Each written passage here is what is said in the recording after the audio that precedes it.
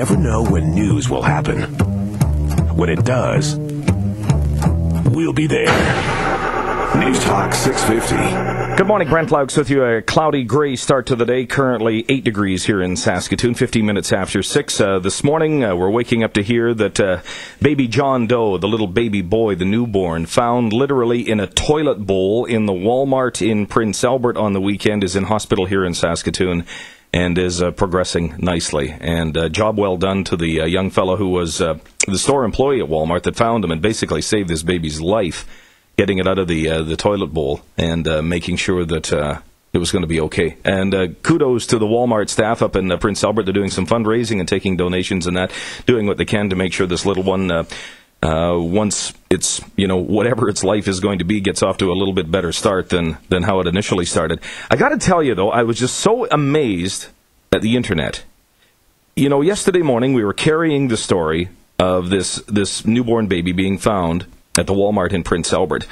And yesterday morning, just after 7 in the morning, I checked my email, and here is an email from the United States saying, if you want to talk to somebody about safe havens for babies, we'd be willing to talk to you about that. And one of those people on that email, Mike Morrissey, as well as his wife Jean, joining us now from Lexington, Massachusetts. I believe you were on with John Gormley yesterday as well. Hey, Mike, how are you this morning? Good morning. How are you today? I'm well. First off, I'm just curious, this email that came into my inbox yesterday, 7:16 in the morning, how would you in Lexington, Massachusetts already become aware of the story of this baby in Prince Albert, Saskatchewan? A simple word called Google. Yeah. As in Google.com and the news service that they have. If you put certain keywords in and set it up, such as abandoned baby, you click one button and all the stories within the last, even from 30 seconds back, come on in order. So we spotted that one. And that is absolutely reminiscent of a story back in June of 2000 in Massachusetts of a woman who gave birth to a baby in Logan Airport in Boston and walked away. And that's one of the babies abandoned in about a 4.5-year period that forced the passage of our, what we call a baby safe haven law.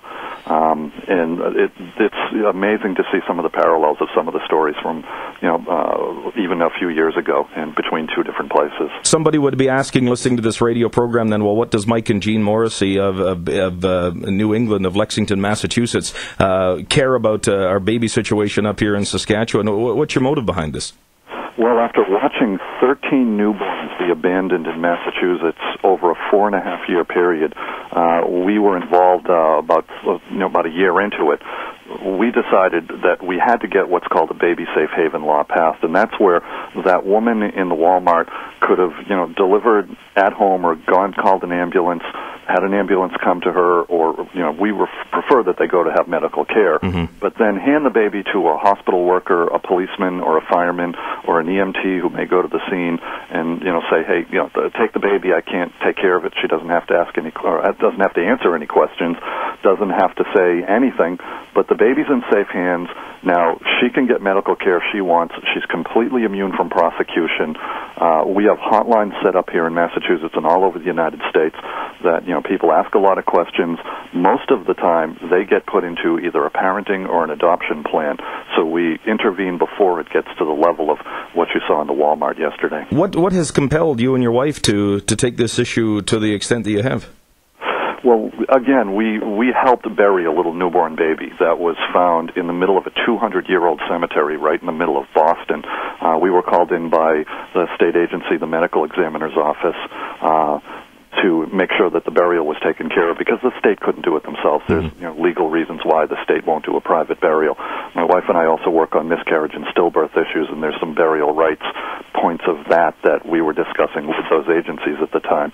As literally we were lowering baby Rebecca Mary, as she was called, into the grave, we kept saying two words, no mas, no more. We don't want to ever see this again. We started in Massachusetts. In the meantime, we helped New Hampshire pass.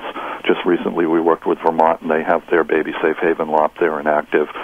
We've been working with most of the safe haven agencies around the country, from district attorneys in Mobile, Alabama, to state senators in Texas and people in Chicago and all over the country. There's a small core group of people making these laws work, and well over 1,000 newborns, or just over 1,000 newborns, have been safely surrendered since 1999 in the 47 states that have these laws.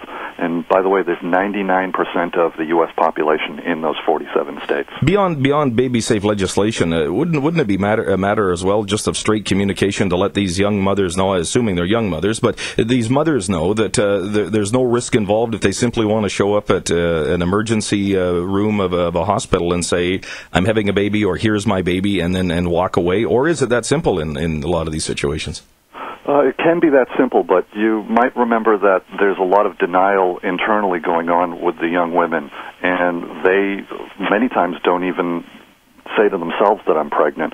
So now you're dealing with, what may be a psychological situation that's sort of grown over a, 6 to 9 month period, obviously, and they start having fear. When you deliver a baby, if you have a wife or a friend that's delivered a baby, it's a big flush of hormones that starts the delivery process. Well, that flush of hormones often makes the woman 10 to 50 times more scared. They make a lot of bad decisions. So if you have this whole plethora of options out there, one of them including the safe haven law, now they can pick and choose between all the options. And the last resort option is the baby safe haven law. But because it's there, now they sort of have this last escape hatch that they potentially can use. And if they use our baby safe haven hotlines in the United States, those are truly our lifelines to those women, because the education that they have of all these options makes them more assured in something that they can do properly. And more often than not, they're going to do something properly within all of their options. Mike, I have to let you go, but just one final question then. So your message, I would assume then, to people here in Saskatchewan and Canada would be to get on our politicians if we are in favor of these baby safe havens and get something like that enacted here. Yeah, look at the Massachusetts model. We went from the worst in abandonments to the very best safe haven law in the country in the way that it's been enacted. So it's been proven. And let me give you a suggestion. You've been naming the baby John Doe. Mm-hmm. How about baby Nash, which stands for needing a safe haven? I like the sound of that. Mike Morrissey, good luck with your efforts. I appreciate your time this morning. Mike Morrissey with Baby Safe Haven. He and his wife have this organization in Massachusetts, and we'll put their website. I'll connect their website on my blog here if you want to take a look at a little bit more about the great efforts that they've been conducting over the past few years in the United States on baby safe havens. The Brent Laux blog, I'll have it up there in just a few minutes' time at www.newstalk650.com.